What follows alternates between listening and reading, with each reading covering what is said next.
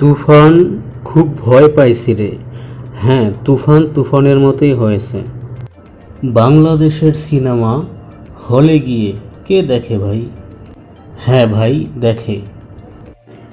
শুধু দেখেই না, 1000 থেকে 1500 টাকা মূল্যের টিকিট কেটে পরিবারের সবাই মিলে দেখে।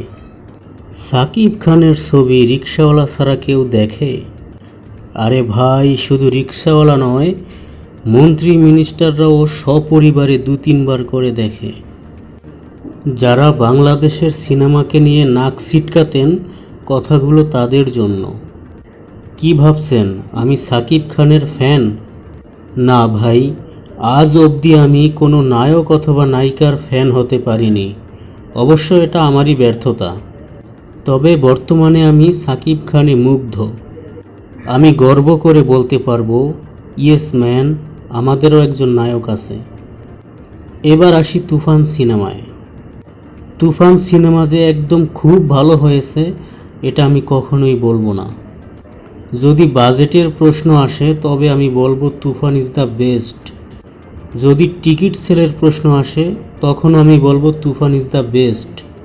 মাত্র 6 কোটি টাকায় আমরা যা করে দেখিয়েছি, যদি ইন্ডিয়ানদের মতো 300 থেকে 500 কোটির বাজেট পেতাম, কি করে ফেলতাম ভাবো একবার।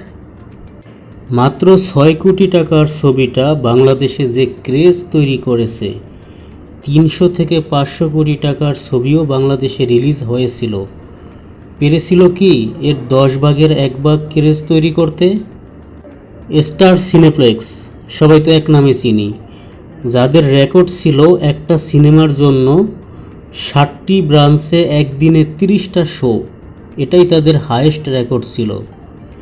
এই রেকর্ড ভেঙে দিয়েছে এই 6 কোটি টাকা বাজেটের সিনেমাটা।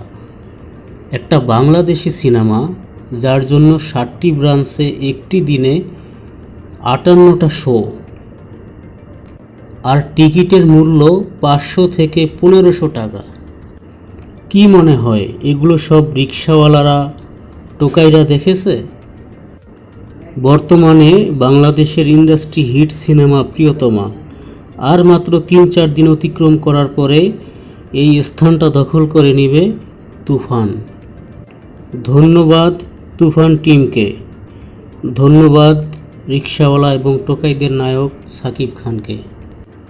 আমি মনে করি তুফান সিনেমা দ্বারাই নতুন ঘরানার বাংলাদেশি সিনেমার যাত্রা শুরু হবে। বাংলাদেশের ফিল্ম ইন্ডাস্ট্রিতে এমন অনেকেই আছে যারা বলে যে বিগ বাজেটের সিনেমা বানিয়ে বাংলাদেশ থেকে সেই টাকা উঠানো যাবে না। তারা আসলেই বোকা। সিনেমাটা যদি মানসম্মত হয় তাহলে সেটা অডিয়েন্স অবশ্যই দেখবে। দেখো, বাংলাদেশে বর্তমানে ছোট বড় সব মিলিয়ে 100টির মতো সিনেমা হল আছে। আর এই অল্প সংখ্যক সিনেমা হল থেকেই মাত্র 1 মাসে যদি কোনো সিনেমা 40 কোটি টাকা কালেকশন তুলতে পারে, তাহলে যদি 90 দশকের মতো 1000-এর উপরে বাংলাদেশে সিনেমা হল থাকে, তাহলে কত টাকা কালেকশন উঠানো যাবে? এখন অনেকেই আমাকে বলতে পারো যে সিনেমা হল কি মুখের কথা, বললেই বেড়ে গেল? তো এই প্রশ্নের প্রতি উত্তরে আমি বলবো, যদি এখন থেকে তুফান সিনেমার মতো এই বাজেটের এবং এই কোয়ালিটি মেনটেন করা যায়, বাংলাদেশে সিনেমা হলের সংখ্যা অবশ্যই বাড়বে। তো বন্ধুরা, আমাদের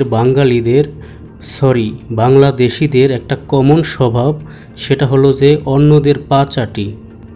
বিগ বাজেট করে ইন্ডিয়ার ছবি না দেখে ছবি দেখো, বাংলাদেশের আমাদের নিজেদের ইন্ডাস্ট্রিকে বড় করো। তো বন্ধুরা, আজ এখানেই থামলাম। দেখা হবে পরের ভিডিওতে। ততক্ষণ পর্যন্ত সবাই ভালো থাকো, সুস্থ থাকো, ভালো মানুষদের সাথে থাকো। খোদা হাফেজ।